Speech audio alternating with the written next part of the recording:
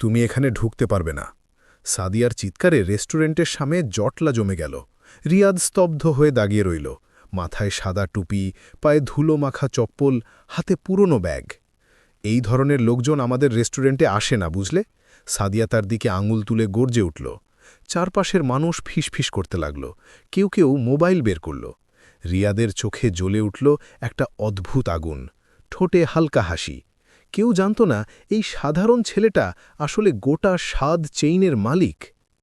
আজকের এই গল্পে দেখবেন কিভাবে একটা সাধারণ টুপি আর দাড়ি একজন মানুষের পুরো পরিচয় ঢেকে দিতে পারে, কিভাবে বাহ্যিক চেহারা দেখে একজন ওয়েটার তার নিজের মালিকের সাথে এমন আচরণ করে যা শুনলে আপনার গা শিউরে উঠবে, কিন্তু পরদিন যখন সত্য প্রকাশ হবে তখন যা ঘটবে তা আপনাকে স্তম্ভিত করে দেবে। সাদিয়ার অহংকার কিভাবে চূর্ণ হয়, ম্যানেজার আসিফ কিভাবে মাটিতে মিশে যায়, সব দেখবেন এই গল্পে। শেষ পর্যন্ত থাকুন, কারণ শেষে একটা বিশাল টুইস্ট অপেক্ষা করছে। চ্যানেলটি সাবস্ক্রাইব করে পাশে থাকুন, এমন গল্প আরও আসছে শীঘ্রই। ঢাকার গুলশান এলাকার প্রাণকেন্দ্রে দাঁড়িয়ে আছে স্বাদ, শহরের সবচেয়ে জনপ্রিয় রেস্টুরেন্ট চেন। কাচের দেওয়াল, ঝকঝকে মার্বেল ফ্লোর, ঝাড়বাতির আলো, সবকিছুই চিৎকার করে বলে এটা শুধু অভিজাত মানুষদের জায়গা। রিয়াদ হোসেন মাত্র ২৮ বছর বয়সে স্বাদ চেইনের মালিক। তার বাবা মারা যাওয়ার পর পুরো ব্যবসার দায়িত্ব তার কাঁধে এসে পড়ে। কিন্তু রিয়াদ কখনো বিলাসবহুল জীবনে বিশ্বাস করেনি। সাধারণ পোশাক, সাধারণ জীবনযাপন, এটাই তার পরিচয়। আজ শুক্রবার, জুম্মার নামাজ শেষে রিয়াদ সোজা চলে এসেছে গুলশান ব্রাঞ্চে। উদ্দেশ্য নিজের চোখে দেখা কাস্টমাররা কেমন সার্ভিস পাচ্ছে। মাথায় সাদা টুপি, পায়ে সাধারণ চপ্পল, হাতে একটা পুরনো ক্যানভাস ব্যাগ, দেখতে ঠিক যেন মফস্বল থেকে আসা কোনো সাধারণ মানুষ। রেস্টুরেন্টের বাইরে ভিড়, ভেতরে প্রায় ফুল। এসি থেকে ঠান্ডা বাতাস বেরিয়ে আসছে, সাথে ভাসছে কাবাবের সুগন্ধ। রিয়াদ দরজার দিকে এগিয়ে গেল। দরজার দাঁড়িয়ে আছে ওয়েটার সাদিয়া, ২৫ বছরের মেয়ে। চেহারা বেশ স্মার্ট, কিন্তু চোখে মুখে এক ধরনের অহংকার। গত ২ বছর ধরে এখানে কাজ করছে। তার একটাই নীতি, যারা দামি পোশাক পরে আসে তারাই আসল কাস্টমার, বাকিরা সব অনাকাঙ্ক্ষিত। রিয়াদ দরজার সামনে পৌঁছতেই সাদিয়া তার দিকে তীক্ষ্ণ দৃষ্টিতে তাকাল। টুপি, দাড়ি, সাধারণ পোশাক, সব মিলিয়ে তার মনে হলো এই নিশ্চয়ই কোনো ভিক্ষুক বা সন্দেহজনক লোক। দাঁড়ান, সাদিয়া সামনে এসে দাঁড়াল, কণ্ঠে কোনো সৌজন্যতা নেই। রিয়াদ থমকে দাঁড়াল, মুখে হালকা হাসি। কি ব্যাপার? রিয়াদ কণ্ঠ শান্ত বলল, এখানে কি করছেন আপনি? সাদিয়া তার দিকে তাচ্ছিল্যের দৃষ্টিতে তাকাল। রিয়াদ বুঝতে পারল এখন শুরু হবে আসল পরীক্ষা। নিজের রেস্টুরেন্টে নিজের স্টাফের কাছে সে কতটা সম্মান পায় যদি তারা তার পরিচয় না জানে। খেতে এসেছি, রিয়াদ শান্ত স্বরে বলল। সাদিয়া একটা কর্কশ হাসি দিল। খেতে? এখানে? তার চোখ রিয়াদের পুরো শরীর স্ক্যান করল, মাথার টুপি থেকে শুরু করে পায়ের চপ্পল পর্যন্ত। আপনি জানেন এখানে একটা প্লেট বিরিয়ানির দাম কত? জানি, রিয়াদ শান্তভাবে বলল। ৫০০ টাকা। ৫০০ টাকা? সাদিয়া জোরে বলল, যাতে আশেপাশের মানুষ শুনতে পায়। আপনার পকেটে ৫০০ টাকা আছে তো? রিয়াদ কিছু বলল না, শুধু তার দিকে তাকিয়ে রইল। সাদিয়ার কণ্ঠ আরও কঠোর হল। শুনুন ভাই, এটা কোনো সাধারণ হোটেল না, এখানে উচ্চবিত্ত মানুষরা আসে। আপনার মতো, মানে, সে একটু থামল, তারপর বলল, আপনার মতো সাধারণ মানুষদের জন্য রাস্তার পাশে অনেক দোকান আছে, সেখানে যান। চারপাশের কয়েকজন কাস্টমার ঘটনাটা লক্ষ্য করছিল।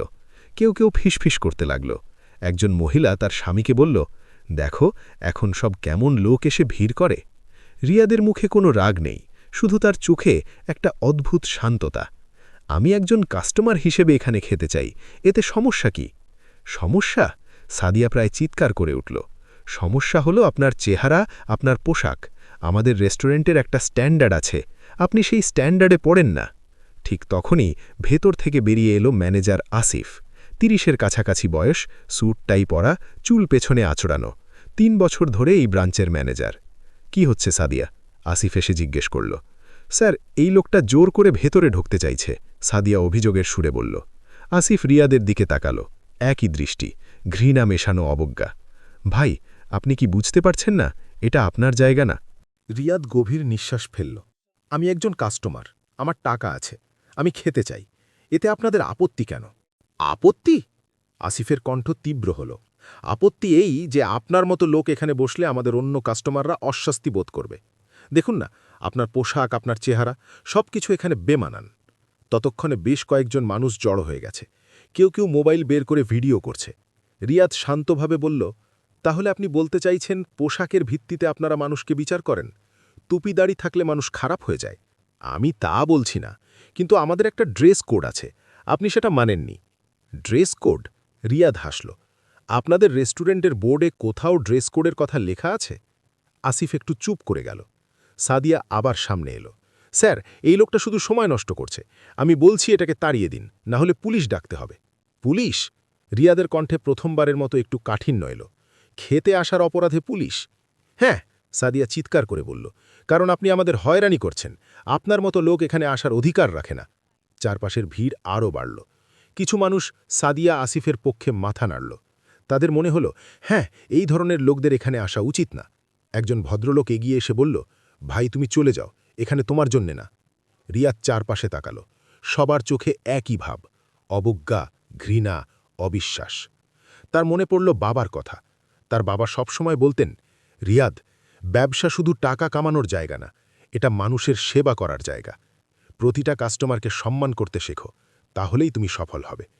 আজ সেই ব্যবসাতেই তার নিজের স্টাফ তাকে অপমান করছে, শুধু পোশাকের জন্যে। রিয়াদ ধীরে ধীরে তার ব্যাগ থেকে একটা পার্স বের করল। পার্স খুলে বের করল ৫০০ টাকার একটা নোট।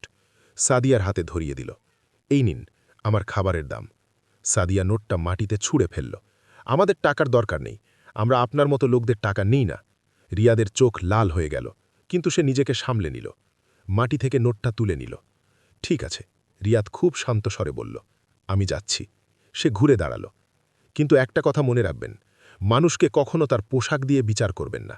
আপনারা আজ যে অপমান করলেন, তার জবাব আপনাদের দিতে হবে। জবাব?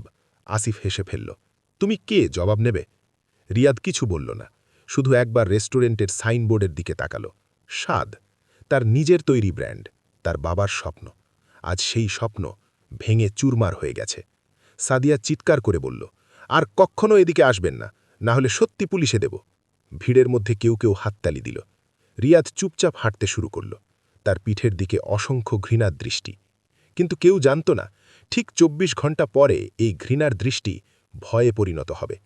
রিয়াদ রেস্টুরেন্ট থেকে বেরিয়ে রাস্তায় দাঁড়াল। সন্ধ্যার আলো নিভে আসছে। চারপাশে গাড়ির হর্ন, মানুষের কোলাহল, কিন্তু তার কানে কিছুই ঢুকছে না। তার মনে পড়ল ৪ বছর আগে বাবা মারা যাওয়ার আগে শেষবারের মতো তাকে ডেকে বলেছিল, রিয়াদ, স্বাদ শুধু একটা রেস্টুরেন্ট না, এটা মানুষের আবেগ, মানুষের স্বপ্ন। আমি চাই প্রতিটা মানুষ এখানে এসে নিজেকে সম্মানিত বোধ করুক, সে ধনী হোক বা গরিব, বড় হোক বা ছোট। আজ সেই স্বপ্ন ধুলোয় মিশে গেছে। রিয়াদ পকেট থেকে মোবাইল বের করল, ডায়াল করল একটা নাম্বার। হ্যালো, শারিয়ার ভাই? ওপাশ থেকে কণ্ঠ ভেসে এলো, হ্যাঁ রিয়াদ, বলো। শাহরিয়ার হোসেন স্বাদ চেনের হেড অফিসের HR ম্যানেজার। রিয়াদের বাবার সময় থেকে কাজ করছেন। পুরো চেনের স্টাফদের সম্পর্কে তিনি সবচেয়ে ভালো জানেন। কাল সকাল 10টায় গুলশান ব্রাঞ্চে একটা জরুরি মিটিং ডাকুন। রিয়াদের কণ্ঠ ঠান্ডা। ম্যানেজার আসিফ আর সাদিয়াকে বলবেন যেন অবশ্যই উপস্থিত থাকে। কি হয়েছে রিয়াদ, তোমার গলার স্বর? কাল সব জানবেন, আপাতত শুধু মিটিং অ্যারেঞ্জ করুন। আর হ্যাঁ, তাদের বলবেন না আমি আসছি, শুধু বলবেন হেড অফিস থেকে ইন্সপেকশন টিম আসবে। ঠিক আছে। শাহরিয়ারের কণ্ঠে উদ্বেগ। তুমি ঠিক তো আছো? হ্যাঁ আছি। রিয়াদ ফোন কেটে দিল। সে আবার রেস্টুরেন্টের দিকে তাকাল। কাঁচের দেওয়ালের ভিতর দিয়ে দেখা যাচ্ছে সাদিয়া আর আসিফ হাসি মুখে কাস্টমারদের সার্ভিস করছে, যেন কিছুই হয়নি। একজন বয়স্ক ভদ্রলোক রিয়াদের পাশ দিয়ে যাচ্ছিলেন। থমকে দাঁড়ালেন। বাবা, তুমি কি আগে ওই রেস্টুরেন্টে যাচ্ছিলে? তিনি জিজ্ঞেস করলেন। রিয়াদ মাথা নাড়ল। তারা তোমাকে ঢুকতে দেয়নি? ভদ্রলোকের চোখে সহানুভূতি। না। বয়স্ক মানুষটি দীর্ঘশ্বাস ফেললেন। দুঃখিত বাবা, কিন্তু এটাই বাস্তবতা। আজকাল মানুষ শুধু বাইরের চেহারা দেখে, ভেতরের মানুষটাকে দেখার সময় কারও নেই। রিয়াদ চুপ করে রইল। তবে মনে রেখো, ভদ্রলোক তার কাঁধে হাত রাখলেন, আল্লাহ সব দেখেন, যারা অন্যায় করে তাদের জবাব দিতেই হয়, বলে তিনি চলে গেলেন। রিয়াদ আকাশের দিকে তাকাল। অন্ধকার নামছে। কাল, সে মনে মনে বলল, কাল সবাই দেখবে। সে গাড়ির দিকে হাঁটতে শুরু করল। পার্কিংয়ে দাঁড়ানো তার মার্সিডিজ, কিন্তু আজ সে সেটা এনে আসেনি, এসেছিল রিকশায়, কারণ সে দেখতে চেয়েছিল তার নিজের মানুষরা আসলে কেমন। আর আজ সে উত্তর পেয়ে গেছে, তিক্ত, বেদনাদায়ক উত্তর। লাইক করুন ভিডিওটি, শেয়ার করুন, এমন শিক্ষামূলক গল্প সবাইকে দেখান। পরদিন সকাল 10টা, গুলশান ব্রাঞ্চের কনফারেন্স রুমে সবাই জড়ো হয়েছে।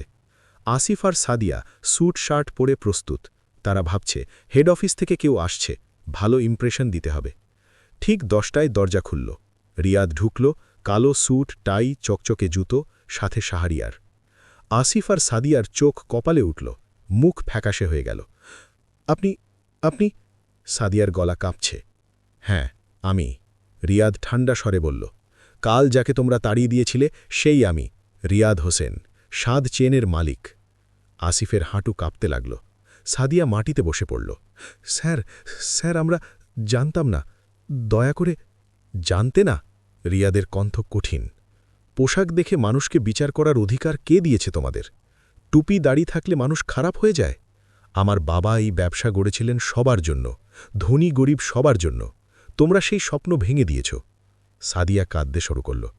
স্যার প্লিজ, আমার চাকরি যাবে। চাকরি? রিয়াদ তার দিকে তাকালো। সাদিয়া, তুমি বরখাস্ত, আজই তোমার শেষ দিন। আর আসিফ, রিয়াদ ম্যানেজারের দিকে ফিরল, তুমি শেষ সুযোগ পাচ্ছ, 3 মাসের প্রবেশন। এই সময়ে প্রমাণ করো তুমি বদলাতে পারো, না হলে। ধন্যবাদ স্যার, ধন্যবাদ।